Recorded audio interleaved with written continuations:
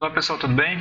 Então nesse vídeo nós vamos dar continuidade e vamos falar sobre algumas características de águas residuárias, né?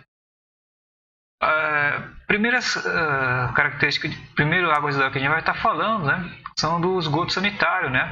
Então o esgoto sanitário ele vai ter várias características aí, tem sólidos totais, né, matéria orgânica, a se destacar aqui também, né? Então, nutrientes, né? Então vocês vão ver aqui nitrogênio total, e aí vai estar nas outras formas aqui de orgânica, amoniacal, nitrato, nitrito, né? Principalmente orgânica amoniacal, né? Nitrato, nitrito nem tanto. Fósforo também a gente tem aqui uma presença, né? Que apesar de aparentemente pequena, ela causa, né, impactos aí de eutrofização, né? E bom, pH próximo do neutro, né? Mas como eu falei, né, mais se destacar mesmo a questão de nutrientes, então parte de nitrogênio, fósforo e matéria orgânica, né? Então a gente vê ou pelos parâmetros de DBO ou parâmetros de DQO. Tem aqui as faixas de valores, né? Além dos sólidos suspensos, né? Outro aqui exemplo, né, que eu trago aqui para vocês é de água de chuva. Aqui, por exemplo, né, a gente tem aqui uma série de parâmetros, né? Mas aí vale destacar, né, que nesse caso, né, a água de chuva, né, ela vai ter uma quantidade de DBO bem menor, né, uma faixa aqui bem menor, né. Nutrientes aqui, aí a gente tem um pouco de oscilações aqui, até porque vinha água de chuva, então a gente tem essa presença aqui eventual de nitrato, né, pode ter presença de nitrato mesmo. Coliformes, a gente vai ter uma presença aí variável também, né, por conta de dejetos de animais, né. Enfim, cor também a gente tem uma grande variação, até por conta de folhas aí nas calhas, e aí isso vai soltando aqui a cor aí das folhas, né? E aí acho que são esses parâmetros aqui a gente se destacar, né? Já aqui a gente tem algumas características de águas cinzas, né? Aqui é interessante em particular desses resultados, né? Esse estudo que está aqui, né? Que depois vocês podem ver nesse aqui da CIESP, né?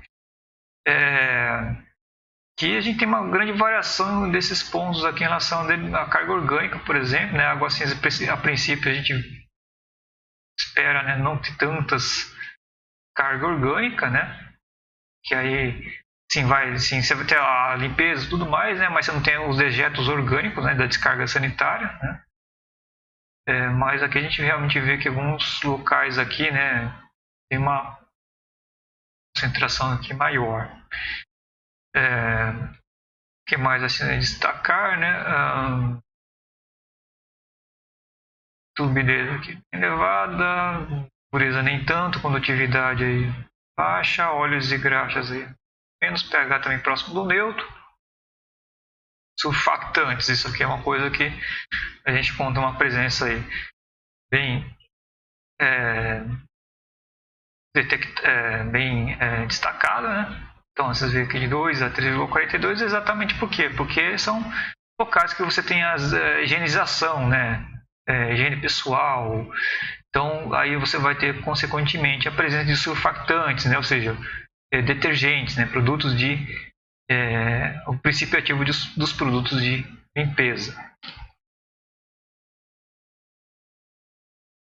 Além desses, né, a gente vai ter outros efluentes, né, por exemplo, efluentes industriais ou efluentes agrícolas, né, e aí só que esses demais tipos de efluentes, né, eles vão ser características específicas de cada atividade industrial, né, os processos que são empregados, né, então a gente não pode até, inclusive, não é possível, não dá para a gente generalizar para cada processo assim, não, tal processo, tal atividade tem características X. Não, essa característica de efluente aí, ela vai depender primeiro da atividade industrial, mas aí também consequentemente dos processos que são empregados. A gente tem várias formas de ser processada essas atividades industriais e dependendo de como é que é feito o processamento, a gente pode ter efluentes mais fáceis ou mais difíceis de serem tratados, né?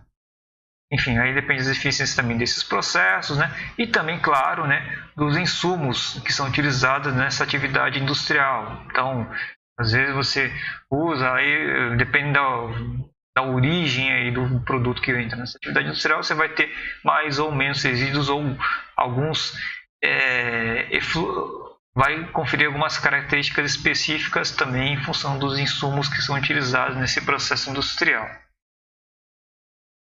Então, para ter um conhecimento, né, dessas características quantitativas e qualitativas de efluentes, o que é o caminho a seguir, né?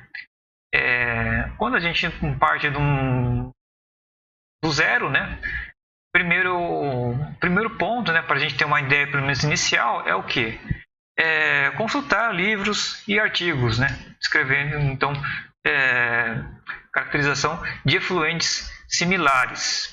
Então, nas mesmas condições, né? Então, estou falando aqui, por exemplo, da atividade industrial. Vamos pegar, por exemplo, uma atividade de curtumes. Então, a gente vai na literatura aí, livros, artigos aí, quais que são as características que os trabalhos relatam desses efluentes de curtumes.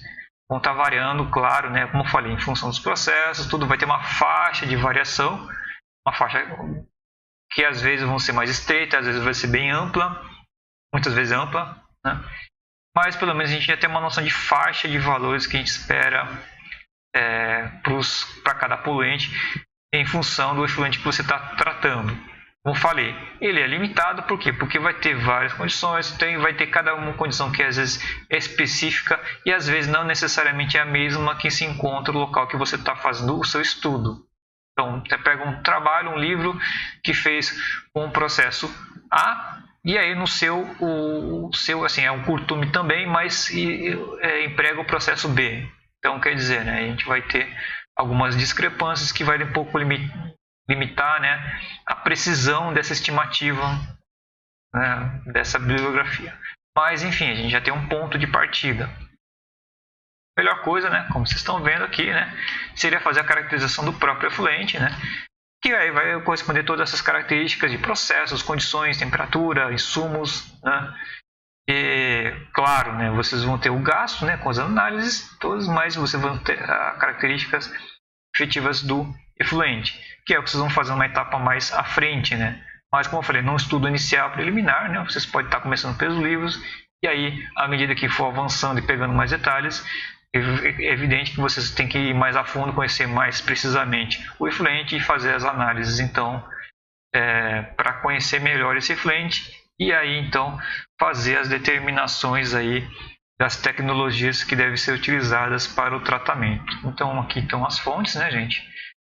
Recomendações aí, inclusive aqui eu vou fazer um reforço que vocês dêem uma olhada nesse capítulo 2 do Von Sperling, que ele vai falar aqui de características de águas residuárias. Eu tinha falado aqui do qualitativo, né? Mas aí também nesse capítulo vocês vão ter várias informações aqui tudo.